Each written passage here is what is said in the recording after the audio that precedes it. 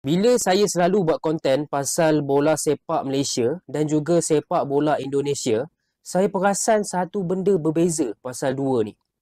Kalau korang tak perasan, orang-orang Indonesia ni ramai yang sayang betul dengan Belanda.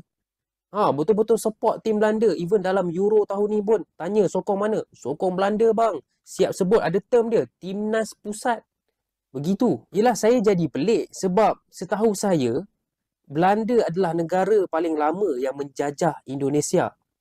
Bila sebut pasal penjajahan ni, of course lah, ia benda yang negatif. Sama juga British yang menjajah tanah Melayu pada suatu ketika dahulu. Dan sampai sekarang pun, kita tak adalah nak support sangat England, tak adalah nak suka sangat dengan orang-orang putih ni. Sebab kita tahu kita pernah dijajah oleh mereka. Buat apa kita nak naikkan mereka balik, betul tak? Jadi saya pelik bila Indonesia betul-betul support Belanda yang pernah menjadi penjajah terlama dekat Indonesia. Ini pendapat saya. Pendapat saya mungkin disebabkan mereka menjadi penjajah terlama 350 tahun, maka banyaklah family-family Indonesia ni yang mana nenek moyangnya orang Belanda lah. Maknanya darah Belanda tu memang sangat kuat dekat Indonesia. Sebab itulah dalam Timnas Indonesia sendiri kita dapat tengok berapa ramai player-player Indonesia ni ada kaitan dengan darah Belanda. Jadi orang-orang Indonesia mungkin boleh komen bagi jawapan kepada pertanyaan saya ni. Tapi sejujurnya saya pelik sebab orang Malaysia tak ambil kisah sangat pun pasal orang-orang British, orang England. Tapi orang Indonesia nampak macam support dia terhadap Belanda kuat.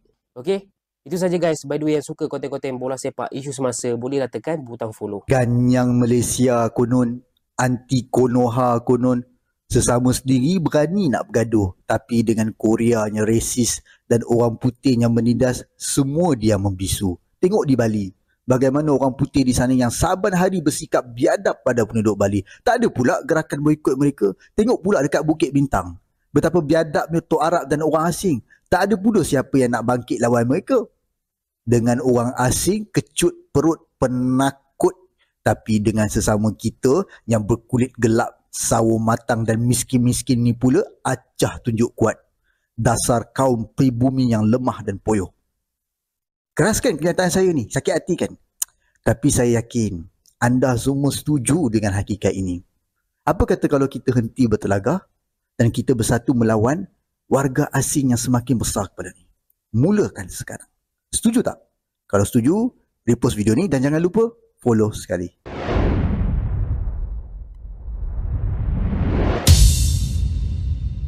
Salam olahraga. Wah, ternyata netizen Malaysia begitu iri dengan timnas Indonesia. Bahkan para netizen Malaysia ini, ya terutama dua orang tadi itu, berusaha memprovokasi netizen-netizen Indonesia dengan mengatakan ya jangan sampai mendukung timnas Belanda, apalagi menyebut timnas pusat karena Belanda pernah menjajah negara kita, guys. Itu bentuk provokasi dari netizen Malaysia. Ya kalau iri bilang aja iri dengan prestasi timnasnya masing-masing. Jangan membawa-bawa ke ranah yang lain. Sekarang ini zamannya udah zaman globalisasi, bukan zaman penjajahan lagi. Kenapa nggak memprovokasi Indonesia suruh menjajah aja, jajah Belanda? Negara kita sudah kuat. Oke, tidak perlu lama-lama saya mereaction orang-orang dari Malaysia ini. Kita saksikan saja video selanjutnya, guys. Oke. Saya rasa sedih tau. Sebab kalau kita perhatikan kat negara kita ni, setiap kaum akan sokong sukan yang hanya didominasi kaum mereka saja. Kalau badminton tu, penuh je kaum Cina boleh datang ke stadium, bersorak dan sanjung pemain badminton. Kalau dekat Instagram dan Facebook pemain tu, penuh je komen-komen dari anda. Kalau bola sepak, kaum India adalah juga datang tengok. Tapi kaum Cina memang susah sangat nak nampak. Padahal ramai je budak-budak Cina main futsal dan bola padang. Oh, nak bagi alasan sebab bola Malaysia tak kuat. Kalau macam tu, sepak takraw, hoki, kita siap juara Asia dan juara dunia gitu. Jangan cakap, oh Melayu pun sama tak sokong atlet kaum lain. Mana ada. Melayu sokong semua kaum tau. Walaupun yang main tu bukan Melayu. Tengok kat FB dan Insta atlet bukan Melayu kita. Penuh je komen-komen daripada orang Melayu kita. Ada pernah tengok komen-komen kaum Cina dekat Instagram Faisal Halim atau pemain takraw kita? Cuba kira. Silap hari bulan, Arif Aiman pun mereka tak kenal. Kat stadium badminton tu pun penuh je tau Melayu datang. Jangan macam ni. Sokong sajalah semua atlet kita walaupun yang main tu bukan kaum kita. Jangan bawa sentimen politik dalam sukan. Kita sokong semua dan dalam masa sama kita seru kerajaan supaya wajibkan setiap sukan ada campur kaum. Baru best. Dan saya jugalah nak sarankan pada ultras ke atau pengurusan pasukan bola sepak ke untuk dapatkan lebih ramai penyokong berbilang kaum. Carilah kat mana pun sampai dapat. Saya cakap ni atas fakta tau. Kalau tak puas hati, jawab dengan fakta. Repost video ni dan jangan lupa follow sekali. Saya makan dulu. Ada 4 pemain keturunan Indonesia yang punya market value besar banget, yang bisa membantu timnas untuk bersaing di babak ketiga kualifikasi Piala Dunia jika berhasil dinaturalisasi. Yuk kita bahas. Pertama adalah the one and only Jayden Oosterwolde. Pemain dengan market value 225 miliar ini sekarang bermain di Fenerbahce dan menjadi bek kiri utama pilihan Fenerbahce saat ini. Musim ini ia tampil begitu gemilang dan masuk radar ke NVB atau bisa dibilang PSSI-nya Belanda lah. Pemain ini sebenarnya sejak 2021 sudah dipantau oleh PSSI. Sintayong menginginkan pemain ini agar segera dinaturalisasi. Tapi waktu itu ia masih menolak karena ia masih berharap bisa memperkuat timnas Belanda. Ya itu hal yang wajar lah untuk pemain grade A+ seperti ini. Membela timnas Belanda adalah suatu kebanggaan tersendiri. Nah tapi ternyata namanya nggak masuk dalam skuad Belanda yang dibawa untuk pagelaran Euro kali ini. Jadi apakah mungkin segera jabat tangan dengan Bapak Erick Thohir? Kita tunggu saja. Yang kedua adalah Miss Hilgers yang punya market value 121 miliar. Ia posisi sebagai bek tengah. Sebenarnya bek tengah kedalaman skuad timnas Indonesia sekarang sudah sangat dalam ya. Ada Jay Inces, Hubner, Rizky Ridho, Ahmad. Tapi siapa yang menolak jika pemain grade A+ seperti ini bisa masuk ke timnas Indonesia, ya kan? Case Miss ini sebenarnya sama dengan apa yang dialami oleh Jayden. Ia sudah dipantau oleh PSSI sejak lama, tapi ia masih menolak, atau bukan menolak sih, secara halus ia masih belum mengiyakan permintaan PSSI karena ia masih berharap dibawa oleh timnas Belanda. Tapi ternyata namanya nggak masuk dibawa pada skuad Euro kali ini. Jadi semoga ia berubah pikiran dan bisa segera mengiyakan permintaan PSSI untuk dinaturalisasi. Yang ketiga kali ini adalah Jairo Redewald. Sekarang bukan back lagi, tapi ia berusaha sebagai gelandang bertahan. Sebenarnya proses naturalisasi mantan pemain Crystal Palace ini sudah berjalan ya.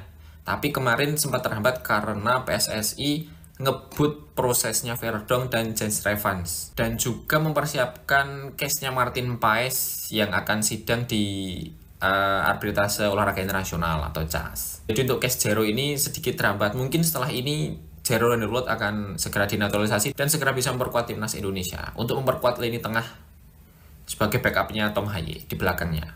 Yang terakhir sudah pasti Kevin Dix, back tengah pilihan utama Copenhagen ini sudah juga sejak lama diminati oleh PSSI, tapi ia belum mengiyakan.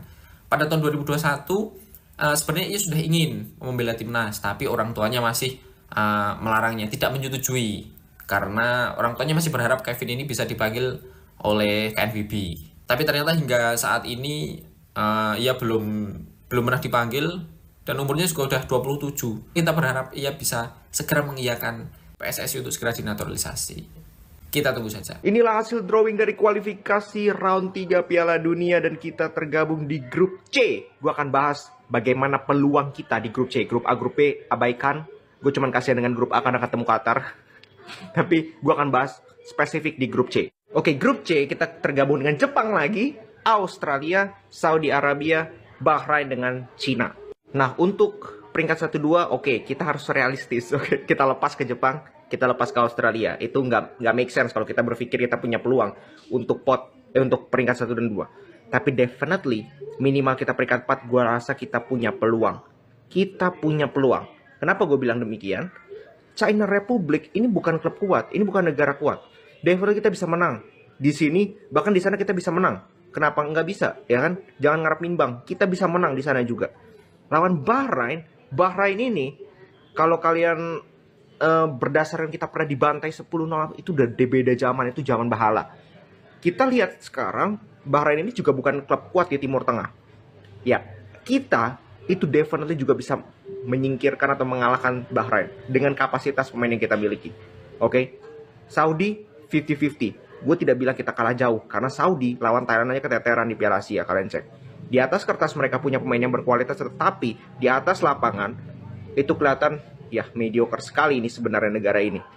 Jadi kalau kita bicara soal realistis, itu peringkat 4 gue rasa cukup realistis. Karena kita udah pernah lawan Jepang juga, kita udah pernah lawan Australia juga. Ya di Piala Asia, at least kita sudah paham nih bagaimana cara mereka bermain. Dan dengan tambahan pemain-pemain baru kita, nanti Tom Hyde, Ragnar Oratmangun yang tidak bermain di Piala Asia, plus siapa tahu Martin Paes sudah bisa main, itu akan sangat menambah nilai positif. Sangat akan berdampak positif kepada kita. Dan ketika itu sudah tim kita sudah lengkap dengan kekuatan terbaik, gua rasa kita punya peluang. Oke?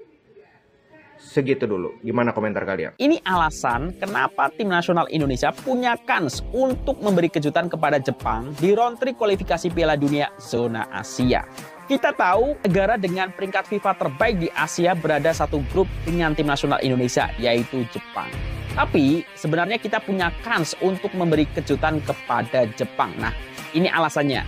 Yang pertama, kita sudah tidak kaget lagi dengan Jepang karena kita sudah pernah berada dalam satu grup yang sama di Piala Asia 2023. Walaupun kita tahu hasilnya pada saat itu kita kalah 3-1, tetapi kalau kita breakdown, 2 gol dari Jepang itu, 1 dari penalti karena pelanggaran Jordi Amat, yang ketiga adalah bunuh diri Justin Hubner. Yang kedua, skuad ataupun pemain tim nasional Indonesia untuk round 3 ini berbeda dengan yang ada di Piala Asia tahun 2023. Pada saat kita kalah 3-1, belum ada nama Tom Haye ataupun Kelvin Verdong ataupun Jay Itses ya. Dan juga Nathan Chwaon juga belum ada. Jadi ada perbedaan. Kita ada tambahan beberapa pemain yang memang menjadi kunci timnas saat ini. Yang ketiga, saya sendiri percaya bahwa tim nasional Indonesia yang lolos ke round 3 ini lebih baik daripada Vietnam yang lolos di round 3 sebelumnya. Nah, pada saat itu, Vietnam cuma mendapatkan 4 poin. Tapi 1 poin didapat ketika menghadapi Jepang di Saitama.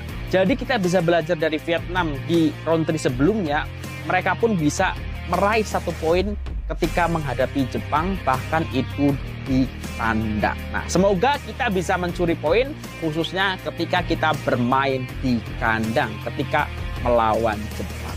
Nah, itulah alasan yang menurut saya membuat timnas kita punya kans untuk memberi kejutan kepada Jepang. Nah, menurut kalian apakah memang tim nasional Indonesia punya kans dan bisa mengalahkan Jepang di round 3 kualifikasi Piala Dunia zona Asia? Tulis di kolom komentar.